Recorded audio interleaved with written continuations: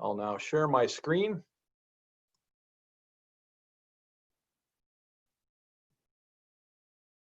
And hope that everyone can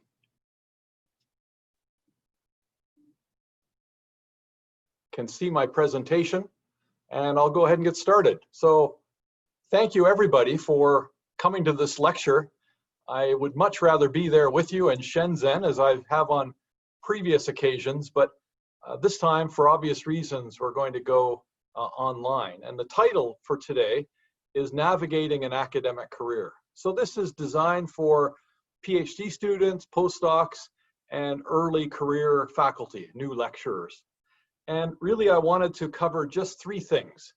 What are some of the attributes of successful scientists? Meaning, what are some of the backgrounds and traits of successful scientists over the past many decades? How to communicate your work. This is increasingly important in a world where there's just so much in the way of written material. And then the first few years as a faculty member, what's that like? And what are some of the things that you might think of, even as a PhD student, anticipating possibly a career in academia, which is a terrifically exciting occupation, I can attest. I'm going to base this material on a few small papers you see in the box on the right.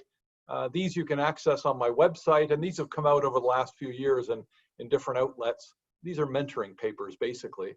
And the other thing I want to draw attention to, of course, is and my slides are locked up. Oh, there we go. Is a new book that's just come out in January called Navigating an Academic Career, a brief guide for PhD students, postdocs, and new faculty. And this is published by John Wiley and Sons and AGU. And it's right now being translated into Chinese. And I hope to send a link to that in the coming months when it's ready. So this is the roadmap for the next 40 minutes or so. And we're going to focus on these three sections. Now, why are we talking about mentoring? Well, there's a lot written on this. This is a special issue of Nature that came out last year, I think it was. There's a lot of books out there in terms of advice for new faculty members, talking about PhDs and how to navigate a PhD with increasing numbers of PhDs coming on the market. This book in the lower right-hand corner by Donald Kennedy, Academic Duty, is especially good. He was president of Stanford University in the US, and then he was editor-in-chief of Science magazine. And his perspectives are really quite impressive. Unfortunately, he's just passed away due to COVID-19, and he's really sorely missed. He was, I think, around 80 years old, but he's written this really incredible book that is a legacy of his thoughts on academia. So this talk is about mentoring, and we all know the joy and happiness when we finish something like a PhD or a postdoc. But you know, along the way, before you finish it, there can be a lot of anxiety. And in fact, this is a paper that came out a few years ago in a journal called Research Policy. This has been cited over 300 times since it was published, and it tracked 3,600 PhD students in Belgium, you know, the small country in Europe. And it found that fully half of these PhD students that they tracked had some mental health issues through their PhD, anxiety and so on. And a smaller subset, about 25%, had significant mental health issues.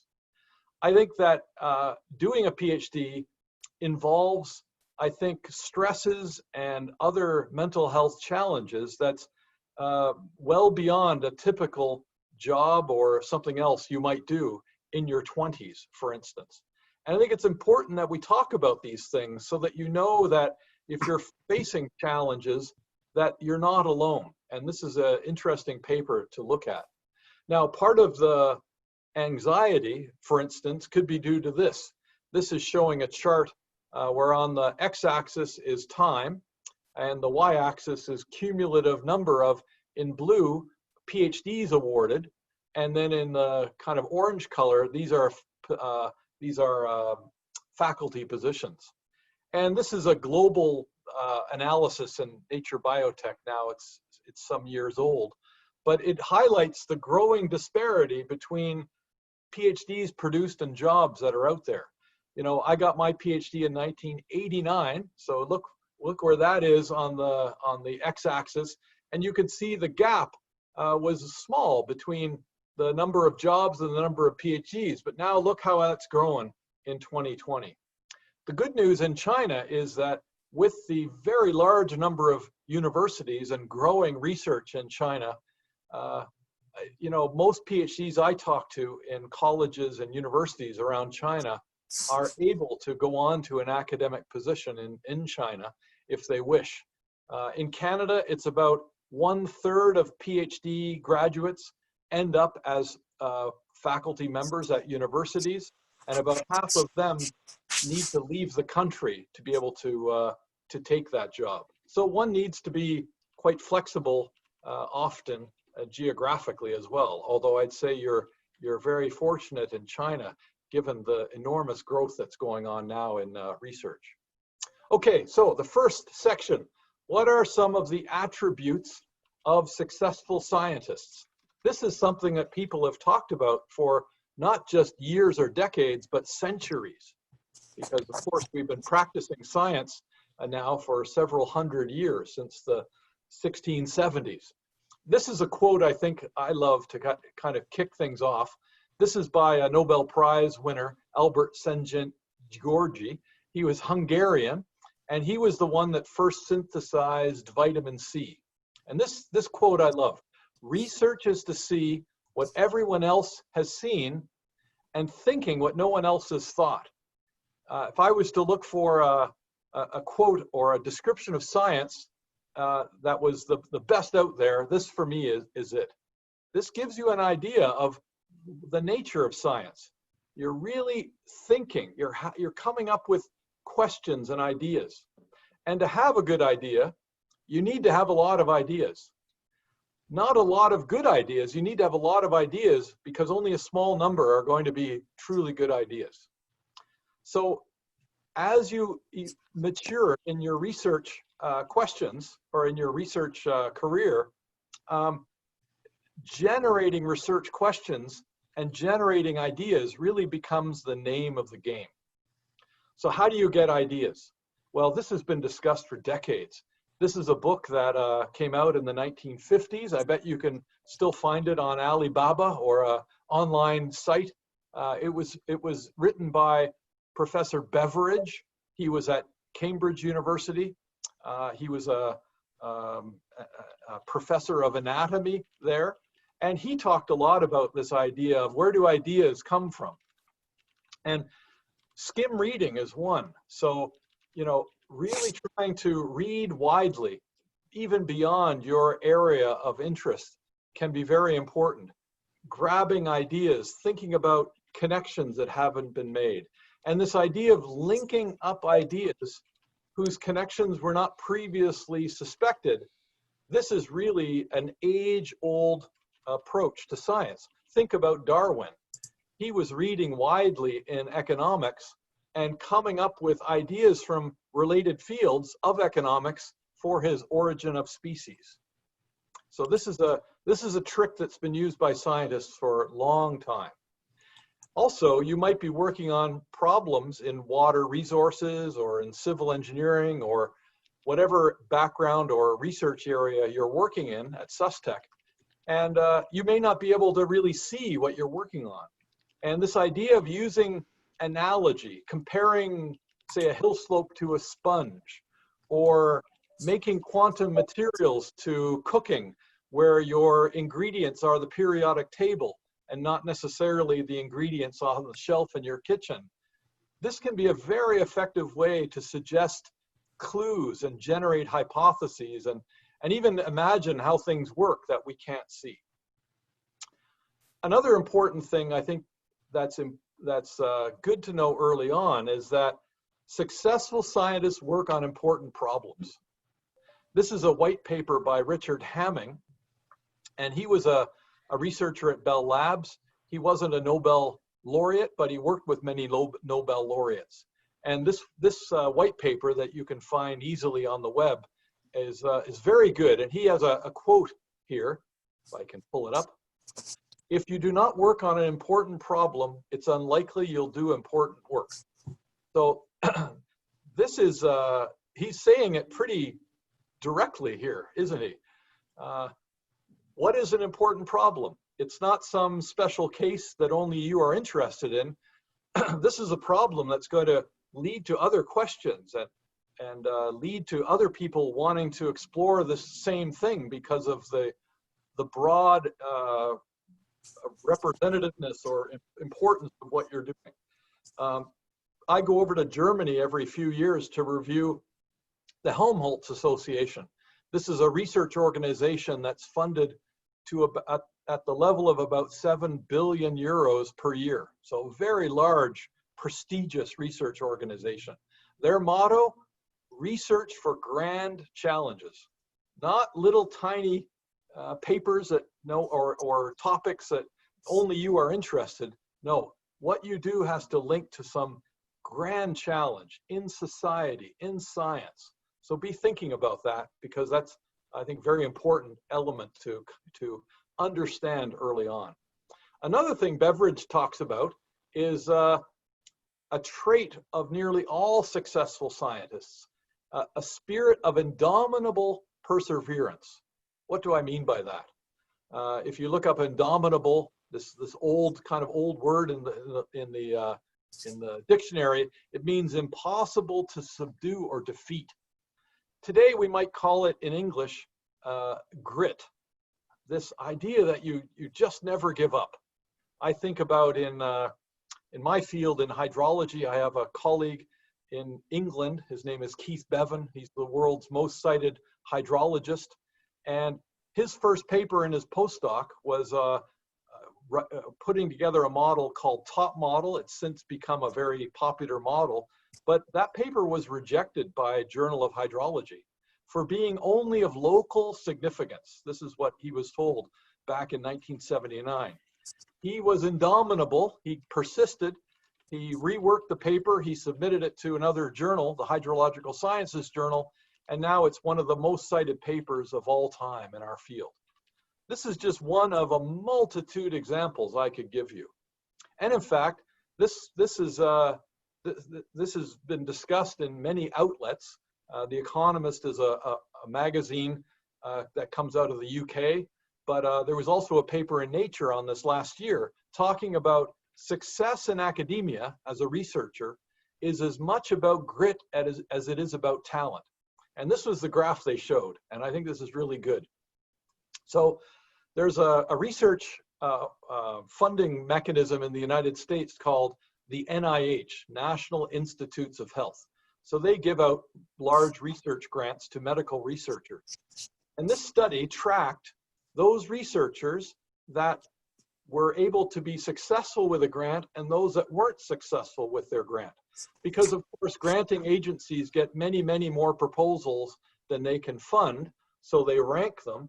And what you're seeing in red here are the ones that just were below the cutoff, the so-called near misses.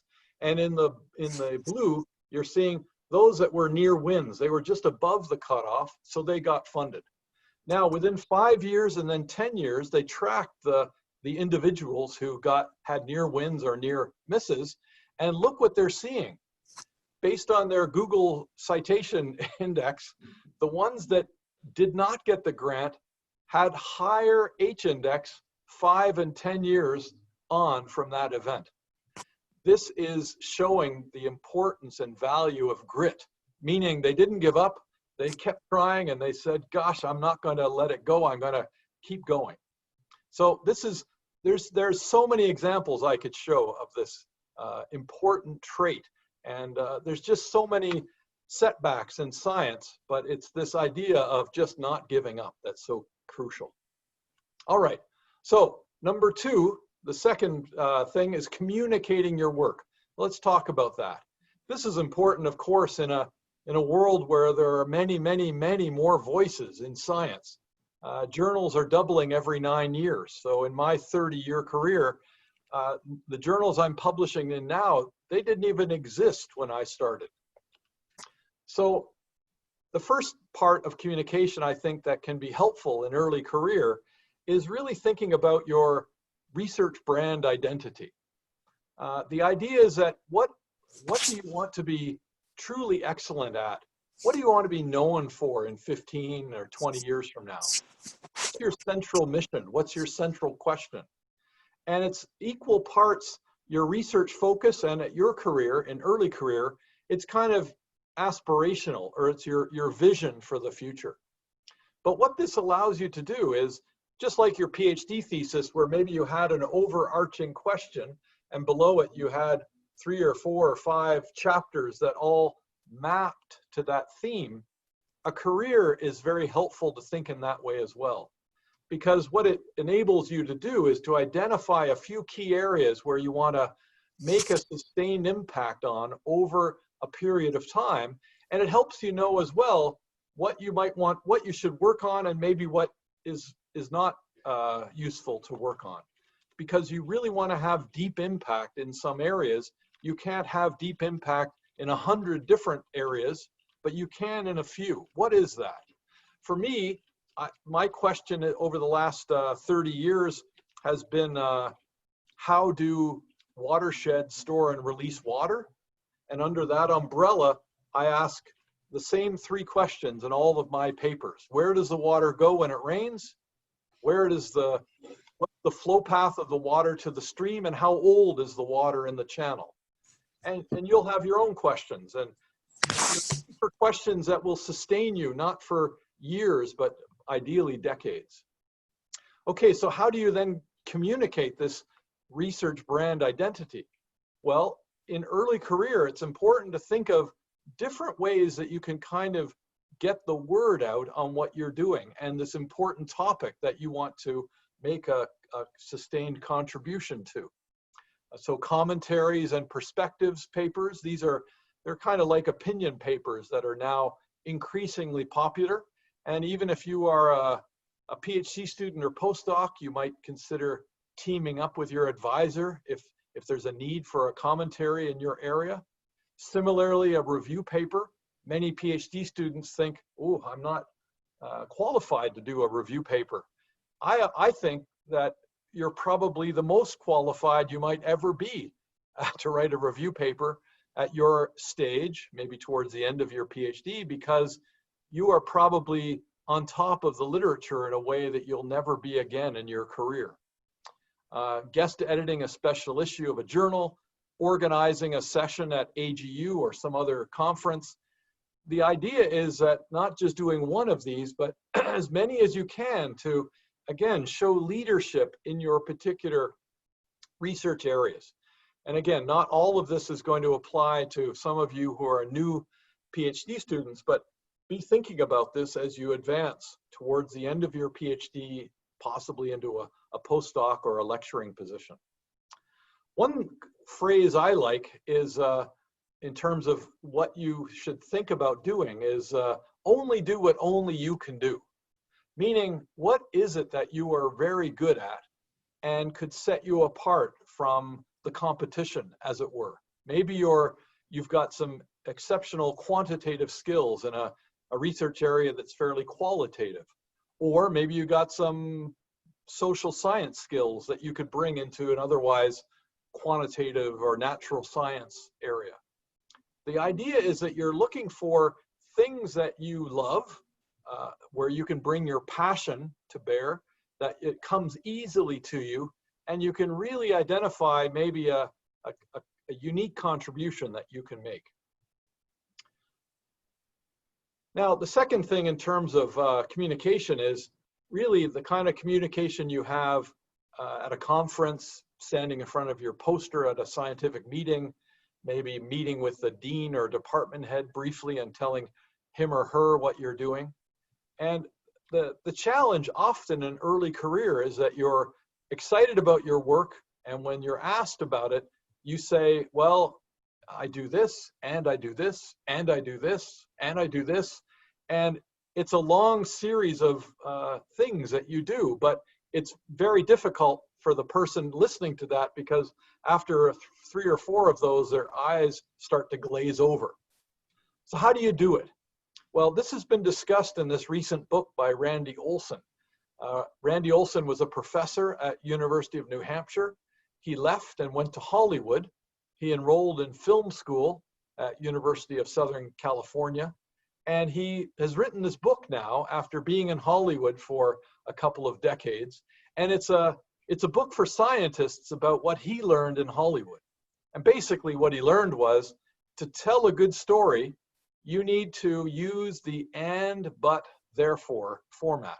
Meaning, when someone asks what you do, rather than saying, I study flow paths of water, I study residence time, I study the sources of runoff and the chemistry, and I study this, you turn it around and say, I study runoff generation and flow paths of water, but recently we've had isotopic evidence that shows it's very, very old. Therefore, I'm now studying the age of water in streams, or something like that. I'm kind of making that up as I go here. Let me show you one good example.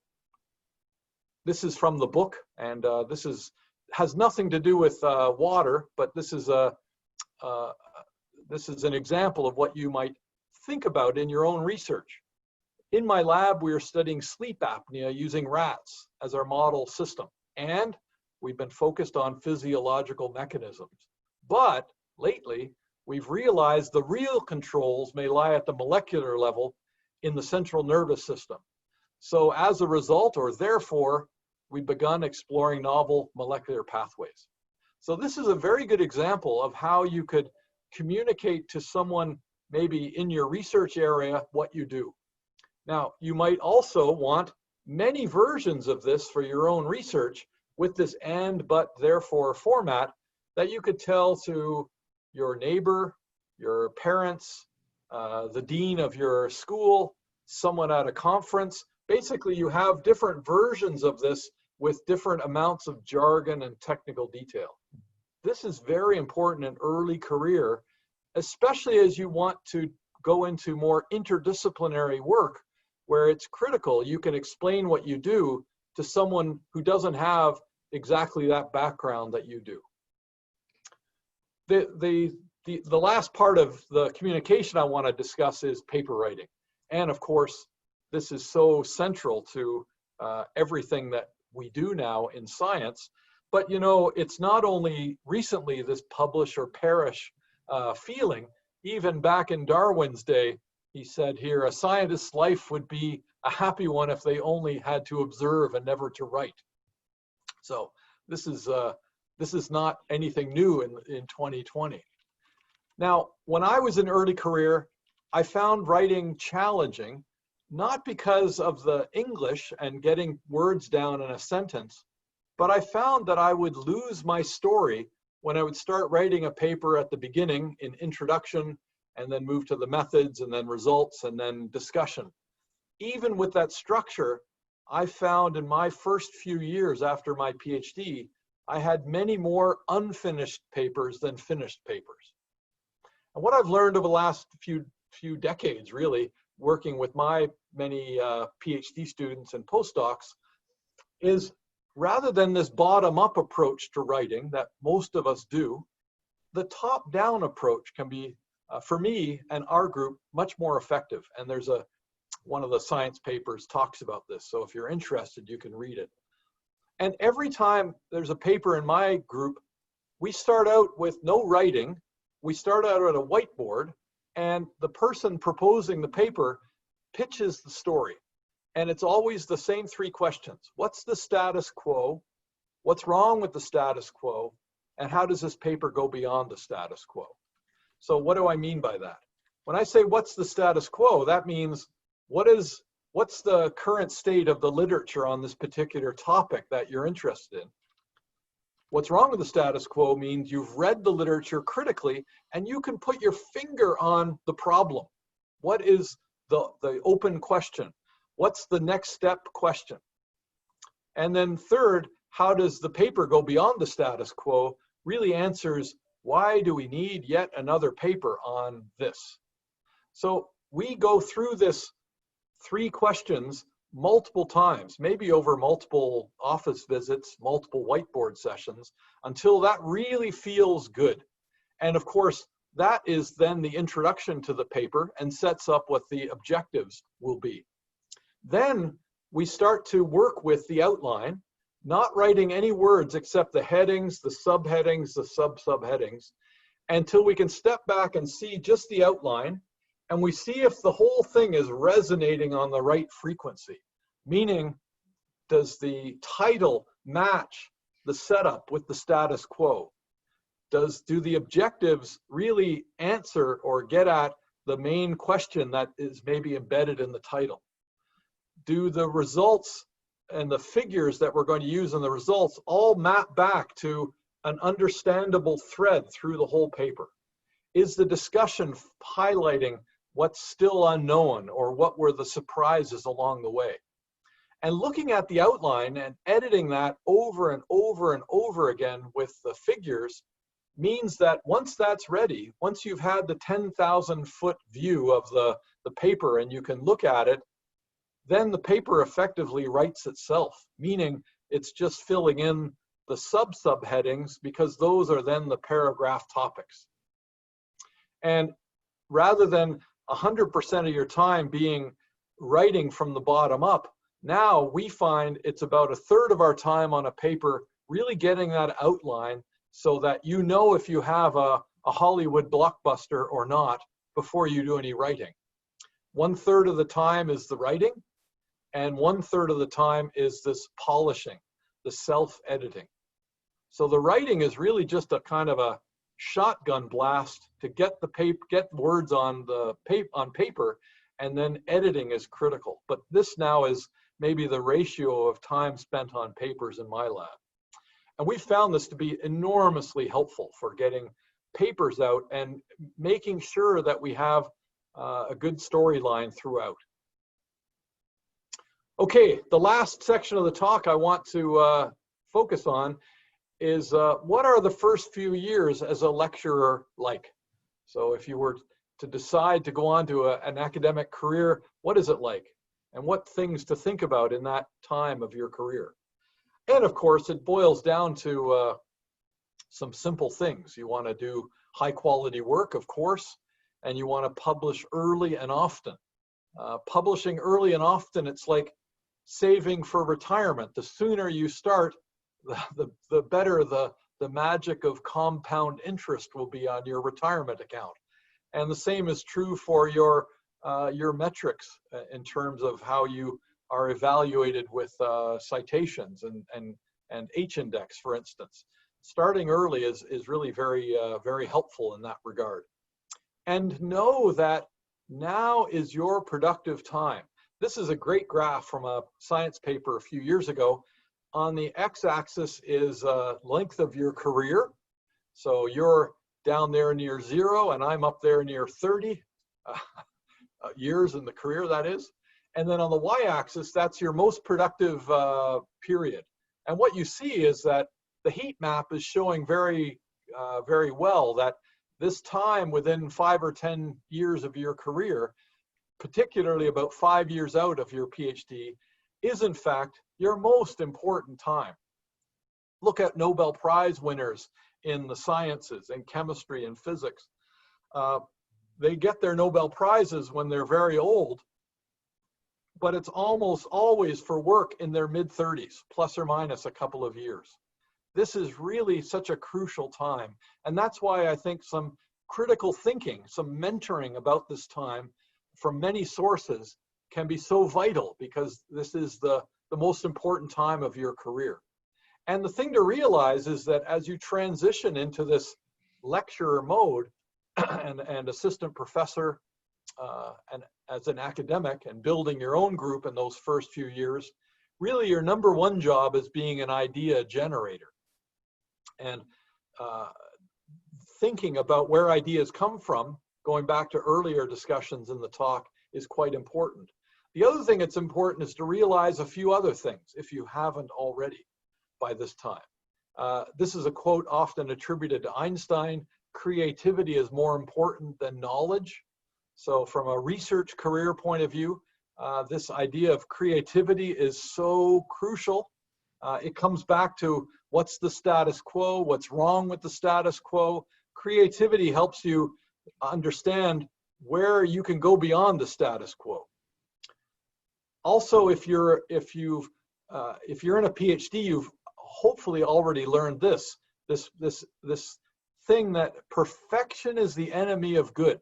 So with a PhD thesis, for instance, a good thesis is a done thesis. A perfect thesis is neither. Meaning, if you have perfectionist tendencies and you're unwilling to share, let's say, your paper with a co-author because you feel it's not quite perfect yet, this is going to massively slow down the collaboration, the movement of your workflow out the door. So you want to do high quality work, but nothing is going to be perfect. And that's where iterating with your colleagues, that's where spending a third of your time doing self-editing can be very important. Now, the other thing is that getting to where you're at, you've already shown your ability to work hard. The thing that really separates those that move quickly in their research career is balancing focus and hard work. Meaning, you've probably found yourself, or you know people, and I've had times where I'm just so busy, I'm overwhelmed with my busyness. But if I get focused and each day make a to-do list and estimate the time it takes for each task, and I rank those tasks against some objective function of my own, and I really balance the focus and hard work, then you can gain traction and take control of your productivity. The last thing, and this is a good one by an op-ed writer in the New York Times, Tom Friedman. He's had many books as well. The curiosity quotient plus the passion quotient exceeds the intelligence quotient. I love this. And I've seen this play out over the last several decades. It's not something I ever would have thought of in early career, but this combination of your curiosity and your passion for your work is really a game changer for how you're going to advance through your career. The last thing, maybe in relation to these first few years, I might mention is getting papers out. We talked a little bit about how to structure papers, but this is a good quote, I think, to think about this paper activity. This is by a former US president. What is important is seldom urgent, and what is urgent is seldom important. I think this is a great quote as it relates to papers for people in their first few years out of their PhD. You get overwhelmed with what seems urgent, but it's just the urgency of meetings, of all the different things that are on your plate. But the really important thing that doesn't seem urgent, maybe getting key papers out the door. One way to do that is thinking about writing every day. So if you're starting out your PhD, this doesn't apply to you, but as you get towards the end of your PhD, in your postdoc, and certainly as a new faculty member, I found that I wasn't getting papers written in my first years. I'd go to work, I'd come home, my wife would say, "How was your day?" And I'd say, "Oh, I got nothing done." And she said, "What? You've been at the office for 14 hours. What do you mean you got nothing done?" And what I meant was I got nothing done in terms of paper writing. I was busy. I was a busy fool running around and doing all the things I thought I needed to do, but not the important things. What I've adopted in recent years is this thing I call the 1 hour workday. And you'll find this in one of the other little science papers. And this is the idea that, if you could find an hour each day, for me, the best hour is the first hour of the day. So I wake up at 6 o'clock, I have a coffee, and I sit and I don't look at email, but I know the paper I'm going to work on, writing or editing or doing something on. And I do that for an hour. Maybe on a good day, it's an hour and a half. A bad day, it's a half hour. but I do that every single day. And what I find is that it helps you feel like you accomplished something that day. So at the end of the day, even if I worked 12 hours and I felt like I didn't really have any time for myself, I did have that first hour, and I feel good about that. But writing is really the best way to thinking as well. And I think this keeps you fit and in condition. Think of yourself as an Olympic athlete training. This is a good way to practice your training. It keeps your main thing the main thing.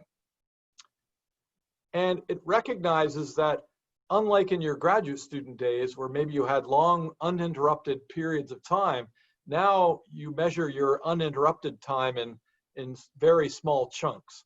And it can recognize that these small bursts of activity perhaps are best. Now, the last thing, I guess, in the early years is that it can feel overwhelming. And this is a quote from a very funny site on the web. Academia is like a pie eating contest where first prize is more pie. So it's unlike many jobs, you never know what is enough. You never know when to stop. And this can also, going back to some of the earlier themes, cause some of these mental health issues that we talked about. And the way you survive this so-called pie eating contest, of course, is with your values. And thinking about, values are getting you to what is enough. And it saves you from the pie eating contest and saves you from these comparisons to others through this metric obsessed period we're currently living in. And it's important to reflect on that, I think, in early career, because you want to be sustainable. You don't want to burn out early on.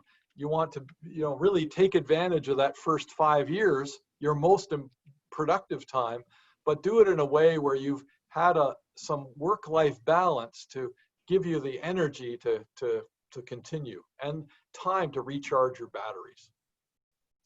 All right, so let me try to finish up. What have I been talking about? This time, early career goes really fast, and a lot of it is just about very, very good time management. So I'm a real believer in not just a daily to-do list that I do each and every day, but identifying the time it's going to take to do each task and then ranking them. And doing that right before bed is helpful because it lets you dump that on paper. You don't need to worry about it in your sleep, and you will sleep better if you're going through a busy period because you've recorded that on paper, and now it's sat there next to your bed or in the kitchen, and it can just wait there for you to look at in the morning, but you don't have to fret about it at night. Sleep is really very important. A word on values and ethics. This is a quote I like. Great people have great values and great ethics.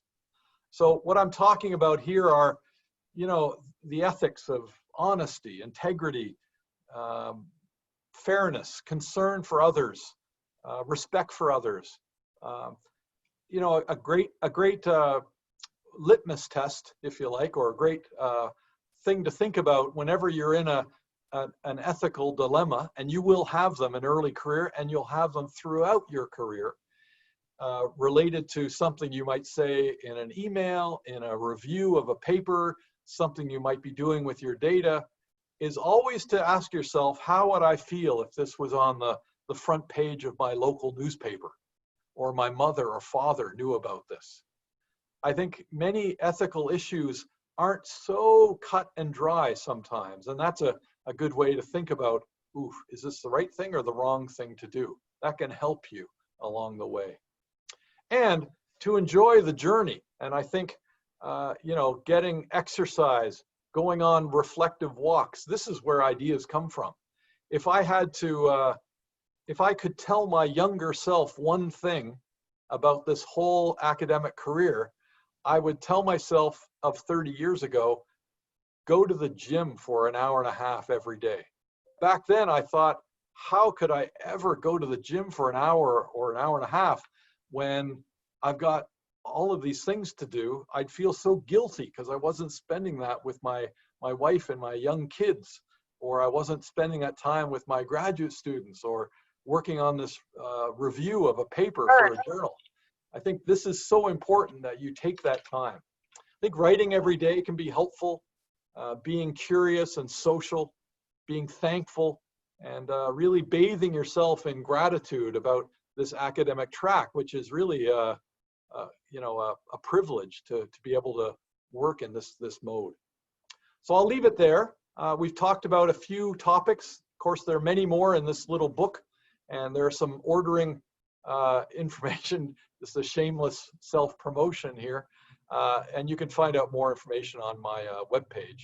And there are a lot of other excellent books out there that I mentioned early on in the talk, and it's worth looking at a variety of perspectives, because of course these are all just my thoughts, and it's important to talk to your advisors and folks locally as well. But I'll stop there and open it up for questions. Thanks very much.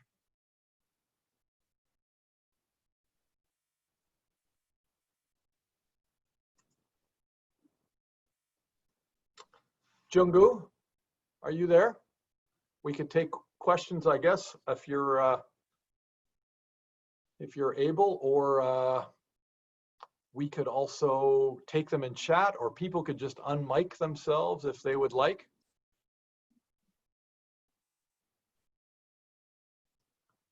Are there any questions?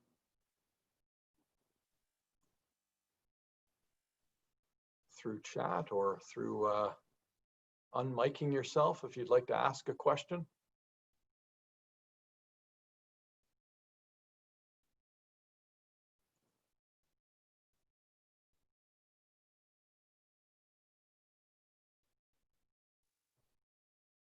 You're very welcome.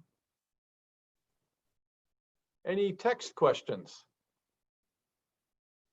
How are you all doing during COVID there? Are you finding you're able to continue with your PhD or postdoc work?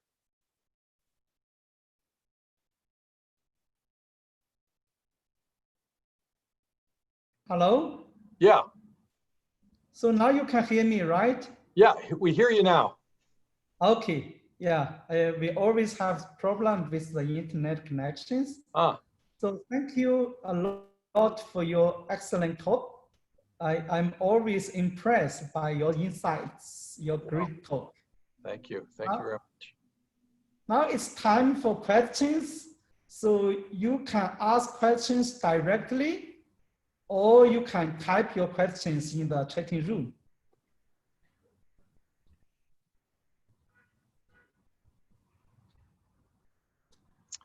Yeah, maybe I could I just read off the questions I see? And oh yeah. This first one, how big should the research brand be?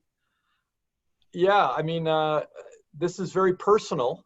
And for me, I've found it easier to go more narrow than too wide. And interestingly, you know, I do some work with AGU, the American Geophysical Union, and I chaired the AGU Fellow Committee for the hydrology section. And I found that even at the end of your career, when you're looking back and we're looking at awarding fellowship, if someone's worked in too many different areas, it's tough to know where their deep impact was. So again, it's a very personal thing, but you can also maybe look at some of the people you admire in your research area and look at how, you know, wide or narrow they went to give you some indication of that.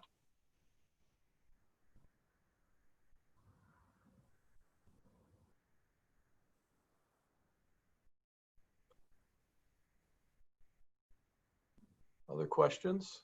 Anyone want to unmic?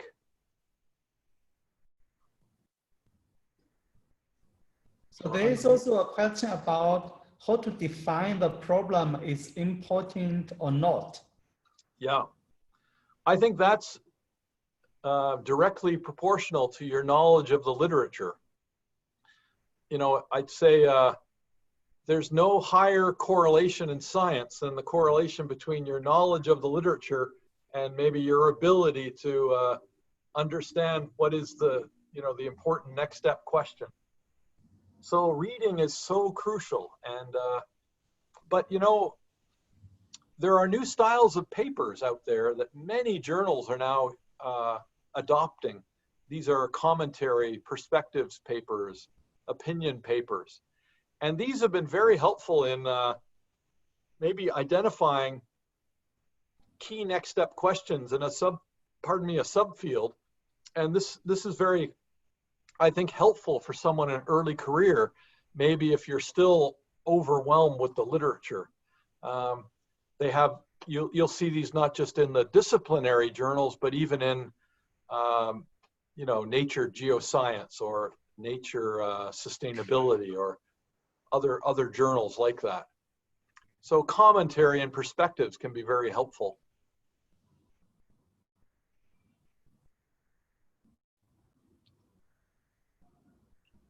What are your thoughts on that, Junggu? Your in terms of finding an important research question, how have you dealt with that in your research? Because you've found many important research topics to work on and published many high-profile papers. What would your answer be for that?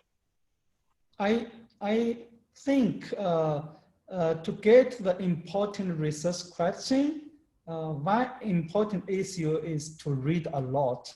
Yeah. And we can only get the new ideas from reading many papers published recently. This is always a very important issue.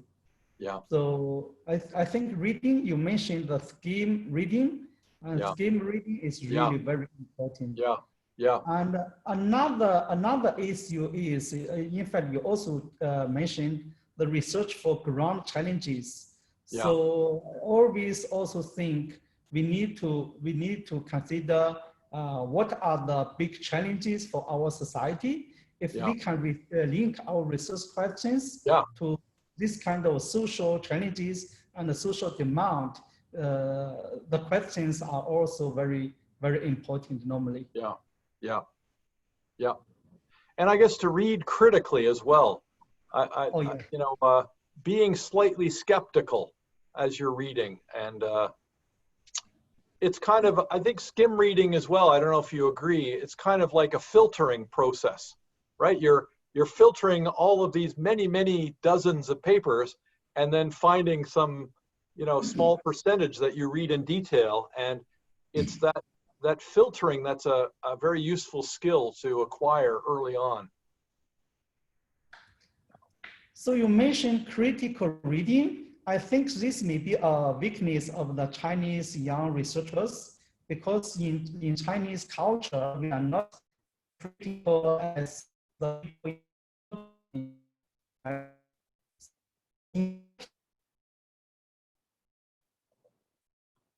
Oh, we lost. Sorry, we lost your audio there. You're talking about the importance of reading. Are you still there? Okay, while we wait, I'll maybe look to the comments here. There's one that says,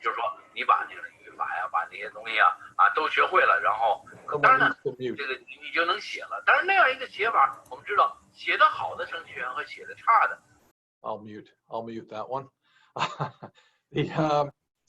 The first question is, can you give some detailed explanation of perfect is the enemy of good? Yeah, perfection is the enemy of good, meaning, I don't know if you have this word in Chinese where it's perfectionism, meaning you want something that is just so flawless, and then and only then are you willing to share it with others. And I think most of our research now is collaborative, and if you wait to have something flawless before you give it to your advisor or a co-author, then you're going to be waiting a long time because, of course, nothing's flawless. And the whole part of a research career is getting critical feedback along the way. So there's a level of trust, I think, that comes with this, where you're trusting that there will be no judgment of you in your open collaborative exchange of ideas, let's say on paper or with a paper. That's kind of what I was getting at by perfection is the enemy of good. Here's one. How do you think of the meaning of some macro research? I just sometimes feel that there are not enough realistic enough spending a lot of time that seems less meaningful than doing something on local detail work. Yeah, I'm not 100% sure what you mean there, but maybe, do you mean like like a synthesis or some kind of synthesis of published works versus a field study at one site? Is that what you mean? Maybe you could just type that in and let me know as I go through some of the other questions here. Inspiring president, thanks. I'm 33 years old, haven't finished my postdoc yet. Considering the productivity you mentioned in your presentation, would it be too late? Would it be late for me to insist on a path in academia? Moreover, most lecturer positions in China, at the university in China, require applications younger than 35 years old. I mean, well, of course, we're talking in averages, so for sure, no. This doesn't in any way negatively impact you.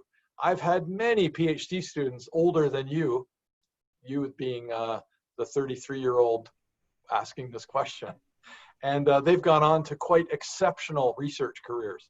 Again, I try to always think of how to turn what might be thought of as a negative into a positive.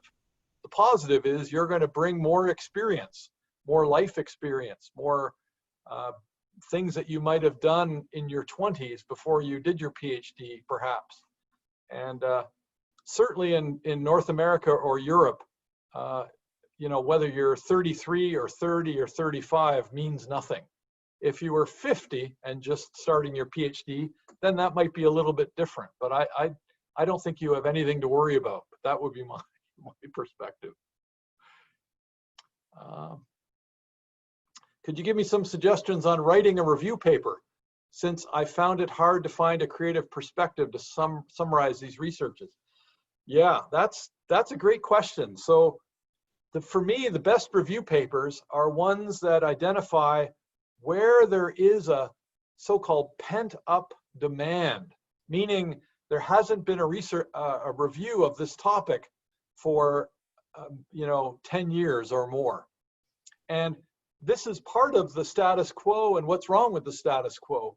This is identifying with your familiarity with the literature where the gaps are, where the holes are, where are the open questions, and then to think about a critical review that can help that. So the best review papers, I think, fill a very strong need, and they're written with a very kind of critical eye. I had a PhD student, Kevin McGuire is his name. He did a review paper as one of his final papers in his PhD thesis. And what we found with that, he was the first author, I was the second author. This was back in 2006. He instantly was seen as the expert in the field. He got job offers. Early on, people were wanting to collaborate with him. Why? Because he'd been the lead author on a review paper on a topic that had not been reviewed ever, really. But he identified the topic that really demanded being reviewed. So I think that's part of it. I'll keep scrolling down here if that's okay. I worked in government agency for 4 years. Oh, after obtaining PhD degree, then found I am more interested in scientific research. That's great. That's great. Again, you know, only do what only you can do. You have, you worked in a government agency for 4 years. Man, you've got some insights that few other new PhDs are going to have. How can you leverage that? I had a PhD student who had a first degree in a biological field, and he was worried during the PhD how he was going to compete with those who had master's and bachelor's degrees in civil engineering. And my response was, man, don't think of that as a negative, think of it as a positive. How can you bring your biological thinking and approaches that is so unique to a hydrology problem? And he was able to really do a very successful PhD and has gone on to an academic position. Yeah, do what only you can do. Kind of hard to do when there are so many researchers. Any suggestions on this? Yeah, so what I mean by that is maybe not something completely unique, but what is it that you have to offer that is your best, I don't know, skill? I had very little to offer as a PhD student or a young faculty. What I had to offer maybe was that I was good in the field and I could put out a lot of instruments in very harsh conditions and make them work and collect field data. I was a field person.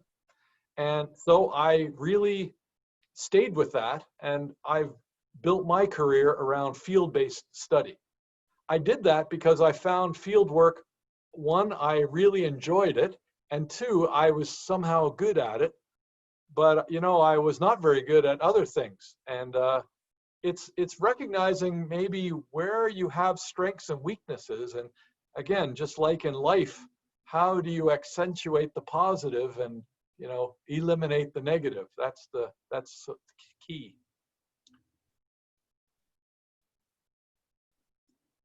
Any other questions? We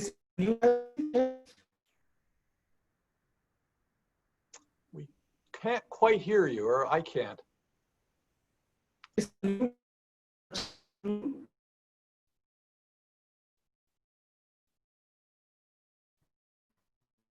Yeah, not hearing you. Not hearing you, Jung-gu. All right. Well, maybe if there aren't any final questions, I'm not sure Jung-gu's mic is working, but I think I hear someone. Yeah.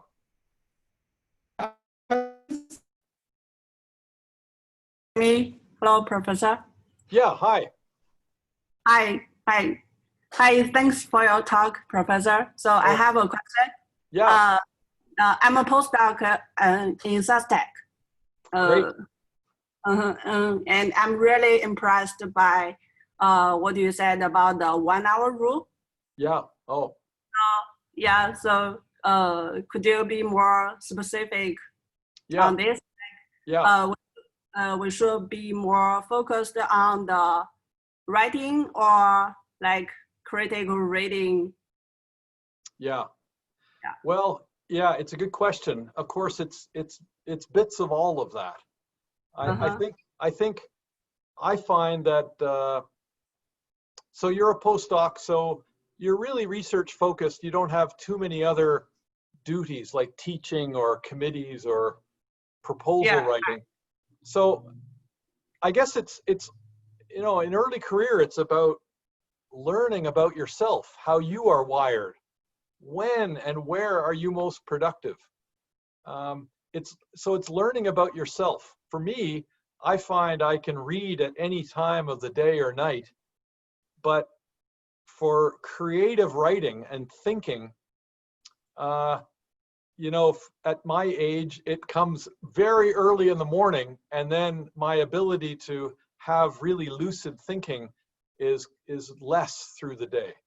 When I was in my 20s, I think my best time of day was in the middle of the night. I'd work until 2 in the morning, and that seemed to be a very clear time for me. So I think it evolves through your life. It evolves if you've got little kids at home, or you're on your own, or maybe your kids are growing, like for me. And it's kind of thinking about where how to parse up your day to be most efficient and effective. But I think the 1 hour writing, one other message is that by doing a bit of writing every day, I would find early on that I would have I don't know, some days or even a week where I try to write and I wouldn't finish it. And then I would go on for some days or weeks and then come back to it. And I found it so difficult to get back into it because I had to remember where I was. But chipping away at something daily, even for short periods, I find is a much better way to go. So I don't know if that answers your question, but yeah. Yeah. Thanks. I think that's constructive. Yeah. Any other questions?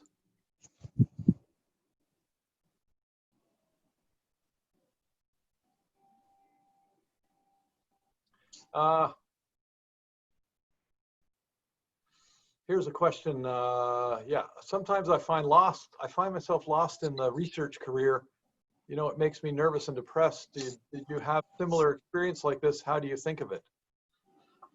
I mean, it's stressful, and you know, I really appreciate this question, and I'd encourage you to read that paper I made reference to about the 3,600 PhD students in Belgium. That will give you some insight into how widespread some of these feelings are among PhD researchers. I think that don't suffer in silence.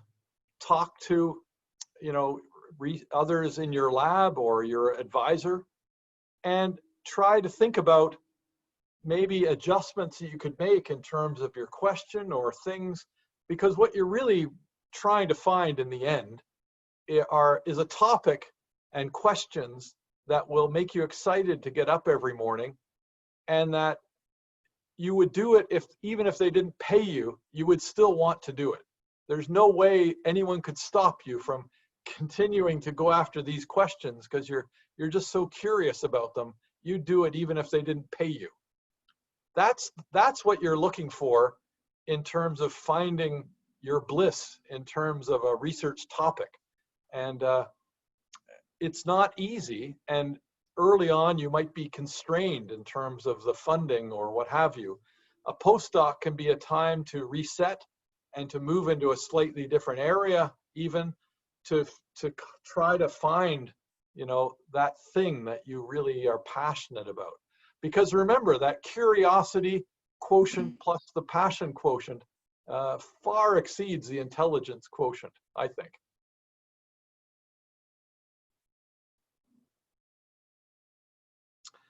All right, well, we've just gone past the top of the hour. Junggu, maybe we'll end there. What do you think?